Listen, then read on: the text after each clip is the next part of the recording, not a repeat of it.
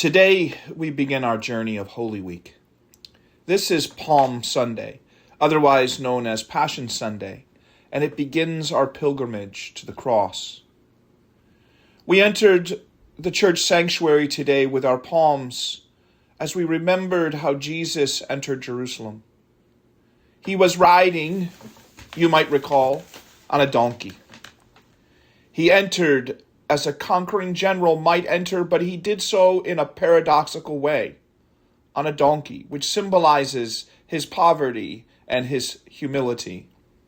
This was not a war horse. This was not a chariot. Today, we also remember that we are at war in the Middle East with Iran. And whatever you might think about this war, you know that war brings suffering and poverty and death. Jesus did not come to bring those things. He was called Prince of Peace. He taught his disciples a different way. He taught them not to hate their enemies, but to love them. And he called them to walk the way of the cross with him. Jesus took on suffering. His humility and his willingness to face violence was not a sign of weakness, but of strength. It is just a different kind of strength than we often acknowledge or celebrate. It's not the strength of the war horse or of the sword. It is the strength of compassion. Jesus' entry into Jerusalem today was not as much a symbol of his divine royalty, but more a symbol of his prophetic call. He was a prophet, and he was saying really that there should be no kings but God, at least not the kind of kings that were ruling Jerusalem and Rome. He was saying that there should be no kings. We are called to be God's children. We are called to be not first, but last, not leaders who lord it over, but servants, not warlords, but peacemakers. Now, his message this week will not be welcomed by everyone. Indeed, we read today about the crowds laying down the palm branches. But in the Passion narrative, we heard about the way the crowds cried, "Crucify him!" The way he was deserted even by his best friends and left alone. Only a few kept vigil, and they did so from a distance. It was the women who kept vigil at the cross, and it will be the women who will be the first to see him on Easter morning. This week we remember that we have reasons to lament. I have heard it said that we Christians don't pray lamentation enough. We are too nice to God. We forget that God can handle our protests and our sadness. For that is what this week teaches us. That God came into the world to save it, yes, but first to suffer with it.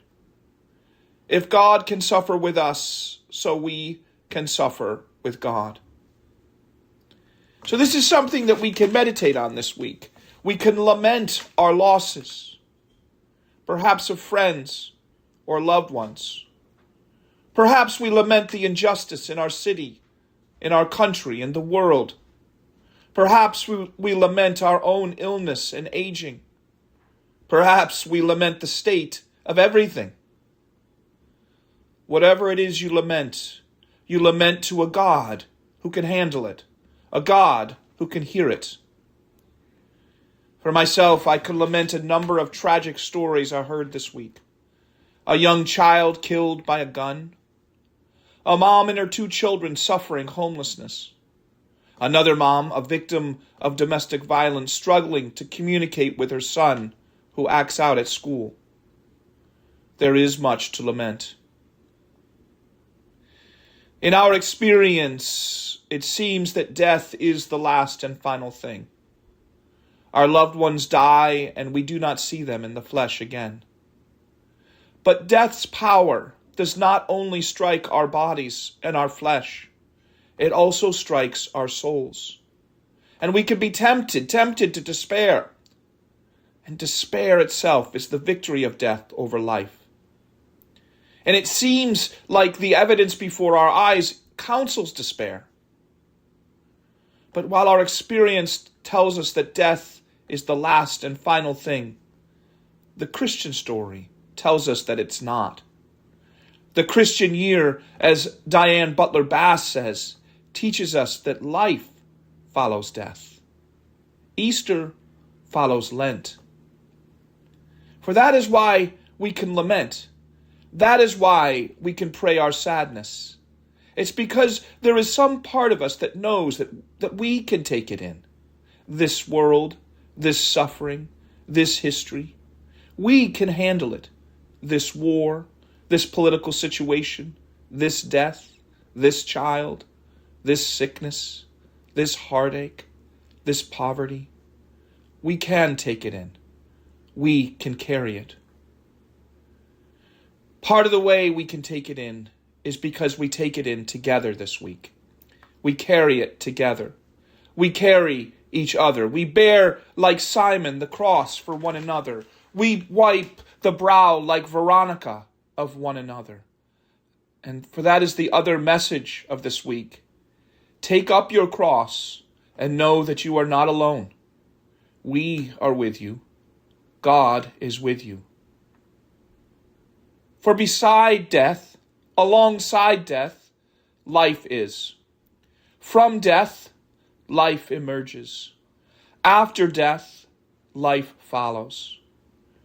We must take in the reality of our suffering and that of those around us, that of the world.